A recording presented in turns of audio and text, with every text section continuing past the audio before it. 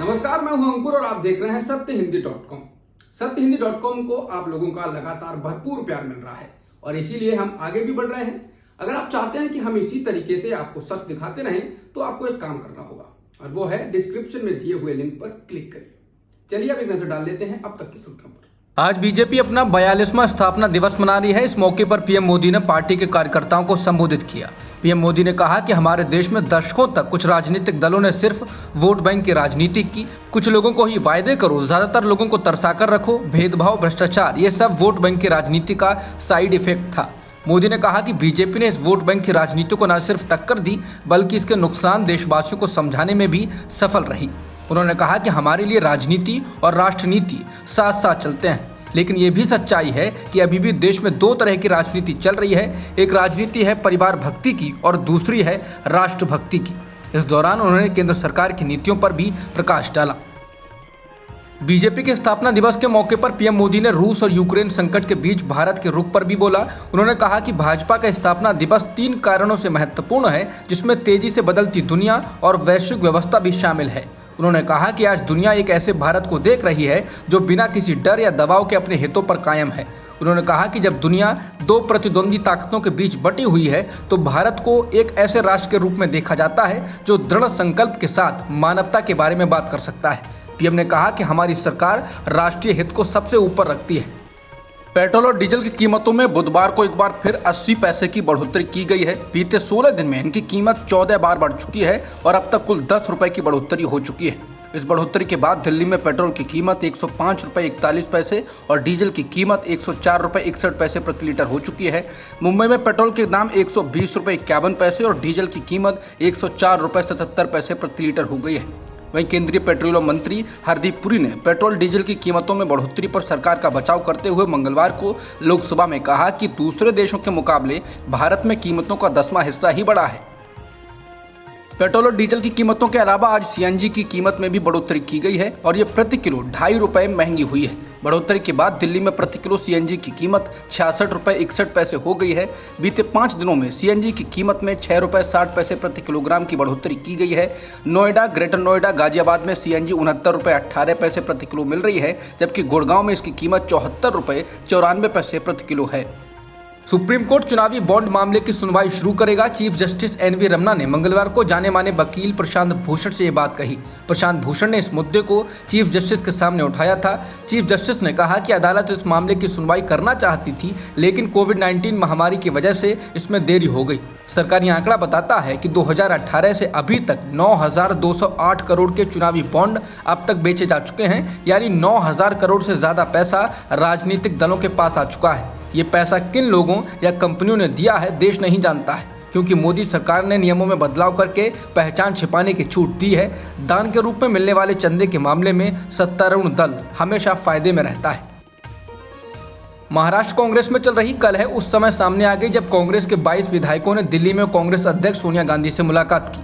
विधायकों के दल ने सोनिया गांधी से शिकायत की है कि महाराष्ट्र सरकार में कांग्रेस कोटे के मंत्री विधायकों की अनदेखी कर रहे हैं। महाराष्ट्र सरकार की तरफ से विधायकों को दिया जाने वाला फंड भी नहीं दिया जा रहा है, जिसके चलते वो अपने क्षेत्र में विकास कार्य नहीं कर पा रहे हैं। कांग्रेस विधायकों ने सोनिया गांधी से उद्धव ठाकरे सरकार की शिकायत करते हुए कहा कि ठाकरे सरकार में कांग्रेस के मंत्री विधायकों को ना तो समय देते हैं और ना ही उनकी शिकायतों पर कोई ध्यान देते हैं।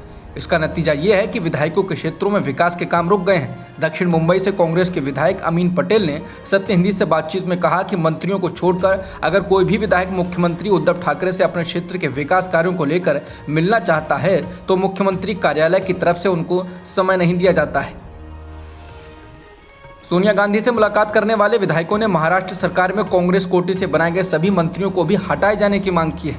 महाराष्ट्र के ग्रामीण क्षेत्र के एक विधायक ने नाम न बताने की शर्त पर बताया कि खुद कांग्रेस के मंत्री अपने ही विधायकों के कार्यों को रोकने का काम कर रहे हैं, जिससे पार्टी में गलत संदेश जा रहा है। इसके अलावा कुछ मंत्री तो ऐसे हैं जो अपने ही विधायकों को मंत्रालय के अपने कैबिन में भी आने नहीं देते हैं। महाराष्ट्र कांग्रेस में ऐसा पहली बार हुआ है जब विधायकों का एक बड़ा दल कांग्रेस अध्यक्ष सोनिया गांधी से मिला हो। विधायकों ने सोनिया गांधी से कहा कि महाराष्ट्र की महाविकास आघाड़ी सरकार में कांग्रेस को खास तवज्जो नहीं दी जा रही है। विधायकों ने यह भी कहा कि महाराष्ट्र विधानसभा में अध्यक्ष का पद पिछले 1.5 साल से खाली पड़ा है, लेकिन कांग्रेस की तरफ से कोई दिलचस्पी नहीं दिखाई जा रही है। मुलाकात के बाद कांग्रेस के विधायक कैलाश गोरंटियाल ने कहा कि सोनिया गांधी ने हमारी सभी बातें ध्यान से सुनी हैं और इन सभी शिकायतों को लिखित में देने के लिए कहा है। तृणमूल कांग्रेस की सांसद महुआ मोइत्रा ने दक्षिण दिल्ली में नवरात्रि के दौरान मीट की दुकानों पर लगाई जाने वाली पाबंदी को लेकर आपत्ति जताई। महुआ ने ट्वीट कर कहा कि मैं दक्षिण दिल्ली में रहती हूं, संविधान मुझे इसकी इजाजत देता है कि मैं चाहूं मीट खा सकूं और दुकानदारों को भी अपना व्यापार चलाने की आज़ादी है। बता दें, दक्षिणी दिल्ली नगर निगम के मेयर मुकेश सुरयान ने नवरात्रि के दौरान मीट की दुकानों को बंद करने का आदेश दिया है और कहा कि इसका सख्ती से पालन किया जाएगा। एमनेस्टी इंटरनेशनल इंडिया के पूर्व प्रमुख आकार पटेल को बुधवार को बेंगलुरु एयरपोर्ट पर रोक लिया गया। आकार पटेल उस वक्त अमेरिका जाने वाली एक फ्लाइट पकड़ने के लिए एयरपोर्ट पहुंचे थे। पटेल ने ट्वीट कर कहा है कि एमनेस्टी इंडिया इंटरनेशनल के खिलाफ सीबीआई के द्वारा दर्ज किए गए एक मुकदमे की वजह से उन्हें रोका गया। इस मुकदमे में उनके खिलाफ लुकआउट सर्कुलर नोटिस जारी किया गया था। सीबीआई ने एमनेस्टी इंटरनेशनल इंडिया और उसके 3 सहयोगी संगठनों के खिलाफ नवंबर 2019 में मुकदमा दर्ज किया था। यह मुकदमा केंद्रीय गृह मंत्रालय की शिकायत पर फॉरेन कंट्रीब्यूशन रेगुलेशन एक्ट 2010 और भारतीय दंड संहिता के कथित उल्लंघन पर दर्ज किया गया था। आकार पटेल के खिलाफ जून 2020 में भी मुकदमा दर्ज किया गया था, क्योंकि तब उन्होंने उस वक्त अमेरिका में एक अश्वेत व्यक्ति की मौत के बाद हो रहे प्रदर्शनों की तरह भारत में भी प्रदर्शन करने की बात कही थी। उन पर आरोप था कि उन्होंने लोगों को गड़बड़ी पैदा करने और दंगा करने के लिए भड़काया है। नेशनल असेंबली भंग कर सरकार गंवा चुके इमरान खान अब जनता के बीच अपना संदेश पहुंचाने की पूरी कोशिश में लगे हुए हैं। इस बीच इमरान खान ने अब जनता से अपील की है कि वो देश की संप्रभुता और लोकतंत्र पर सबसे बड़े हमले के खिलाफ सामने आएं और बचाव करें। इमरान खान ने ट्वीट कर कहा कि जनता ही हमेशा से देश की संप्रभुता और लोकतंत्र की सबसे मजबूत रक्षक होती है। उन्होंने इस दौरान एक बार फिर आरोप लगाया कि विदेशी शक्तियां यहां कुछ स्थानीय सहयोगियों के माध्यम से पाकिस्तान के लोकतंत्र और उसकी संप्रभुता पर हमला कर रही हैं। श्रीलंका के राष्ट्रपति गोटाबाया राजपक्षे ने मंगलवार रात को आपातकाल हटा लिया है। आपातकाल 1 अप्रैल से लागू हो गया था। इसके जरिए हुकूमत की कोशिश मुल्क में हो रहे विरोध प्रदर्शनों को रोकने की थी, लेकिन श्रीलंका के तमाम हिस्सों में हुकूमत के खिलाफ विरोध प्रदर्शन जारी हैं। उधर राजपक्षे सरकार ने संसद में बहुमत खो दिया है। मंगलवार को बुलाए गए संसद सत्र के दौरान सत्तारूढ़ गठबंधन सरकार के 41 सांसदों ने सदन से वॉकआउट कर दिया था और विदेश मंत्री बनाए गए अली सबरी ने भी अपने पद से इस्तीफा दे दिया था। वहीं लगातार हो रहे विरोध प्रदर्शनों के बीच नॉर्वे और इराक ने श्रीलंका में स्थित अपने दूतावासों को बंद कर दिया है। अब तक की खबरों में इतना ही। बाकी खबरों के लिए बने रहिए सत्यहिंदी.com के साथ।